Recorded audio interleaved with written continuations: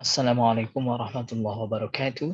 Alhamdulillahirabbil alamin wassalatu wassalamu ala sayyidil mursalin nabiyyina wa habibina Muhammadin wa ala alihi wa sahbihi ajma'in. Amma ba'd.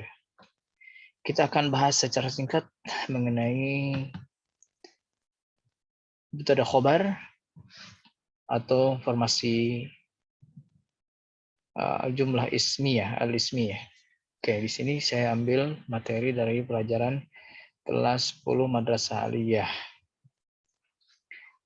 Secara singkat, al-jumlah al-ismiyah itu adalah al-mubtada, kemudian mubtadanya ini bisa juga dengan dhamairul mufrad wal musanna.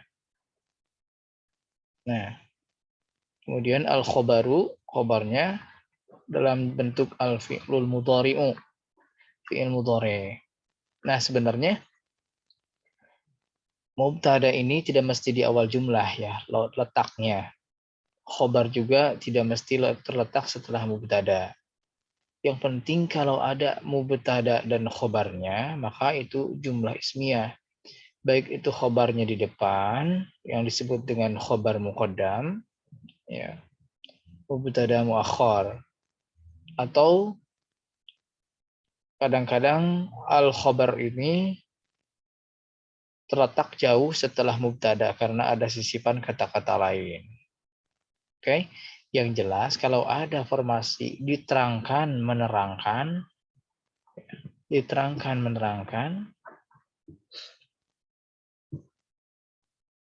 dan yang diterangkannya ini bentuknya kata benda, ya, maka itu disebut al-jumlah al-ismiyah. Oke, kita akan bagi contoh-contohnya untuk muzakkar dan muannas. Oke. Nah, di sini mubtadanya pakai dhamair ya, pakai domir. Ada domir ghaib, ada domir musanna, dan ada domir jama'. Ada domir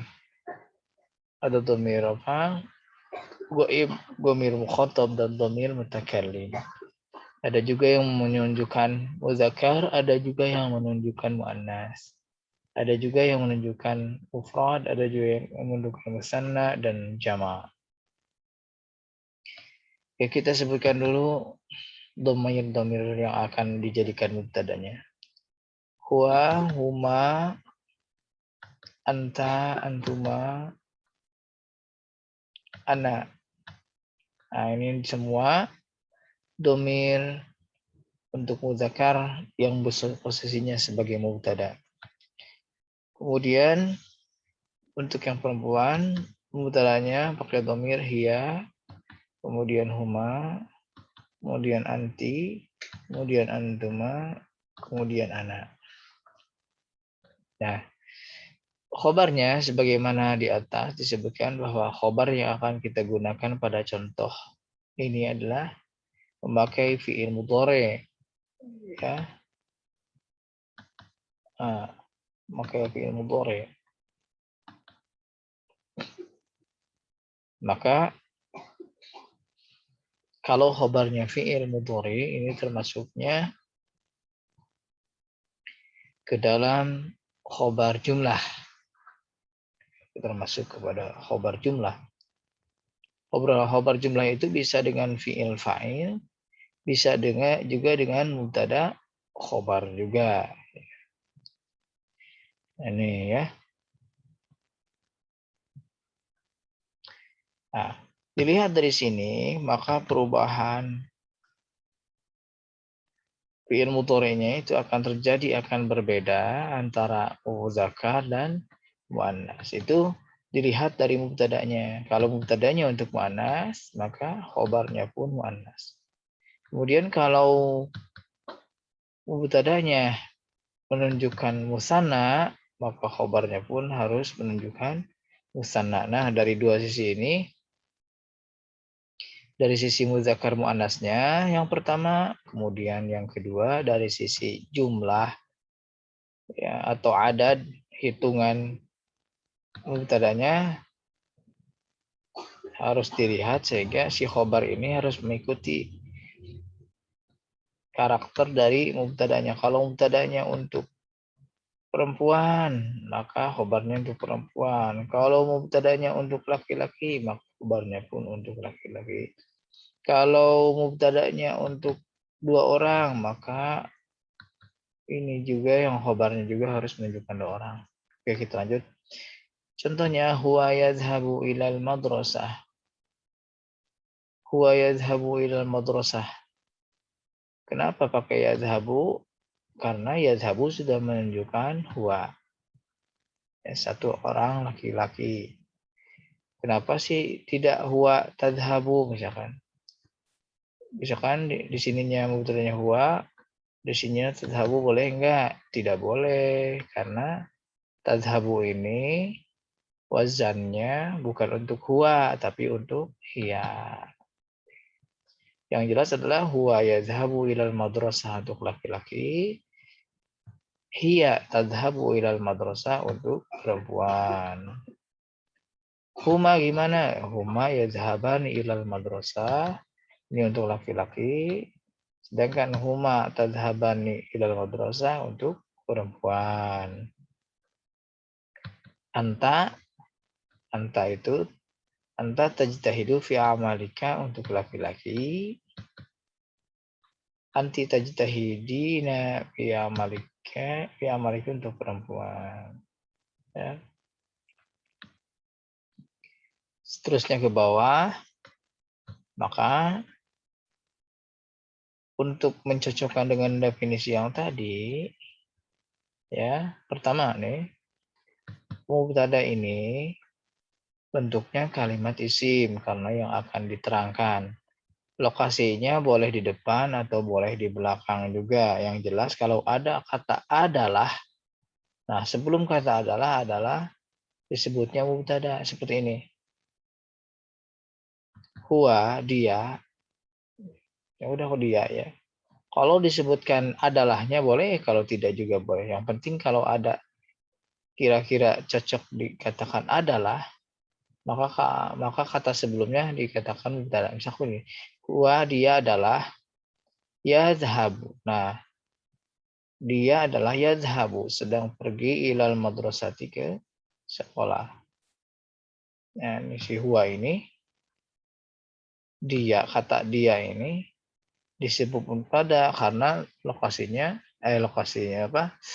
Karena dia diterangkan, yang akan diterangkan oleh kalimat berikutnya. Bagaimana kalau misalkan huwanya ini tidak di sini, tidak ada di depan? Boleh, asal dengan pertimbangan bahwa itu menunjukkan formasi diterangkan, menerangkan. Gitu. Misalkan begini ya, ilal madrasati huwa yadhabu. Mungkin ada orang bicara ngasal atau ngacak begini, ilal madrasati huwa yadhabu. Ya. Ilal madrasati ke sekolah, huwa dia yadhabu pergi. Ya. Walaupun didahului oleh lafaz ilal madrasati, tapi karena formasinya ada yang diterangkan, yaitu lafaz huwa, ya, maka tetap saja huwanya ini jadi mubtada. Kecuali kalau begini, si yadhabunya di depan, kemudian disusul lafaz huwa, ya, kemudian disusul ilal madrasati. Nah, si huwanya bukan jadi mubtada, tapi menjadi fa'il untuk yadhabu. Ya. Karena formasinya apa? Yang menerangkan di depan. Ya. Kemudian yang menerangkannya ini bentuknya fi'il. Nah, jadi bedanya itu ya, bedanya antara mubtada dengan fa'il. Ya, mubtada dengan fa'il itu begitu. Kalau mubtada dia diterangkan, ya, yang diterangkan. Kalau fa'il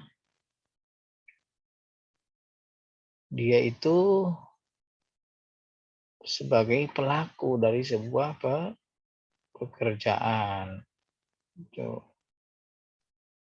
Dan kemudian formasinya menerangkan yang menerangkan di depan. Dan yang menerangkan harus fiil. Nah, itu disebut formasi fiil fa'il. Oke. Yang diterangkan di belakang, yang menerangkan di depan, dan posisi yang menerangkannya itu fiil. Bagaimana kalau ada yang menerangkan di depan tapi bukan fiil, malah dia itu eh, isim misalkan, ya,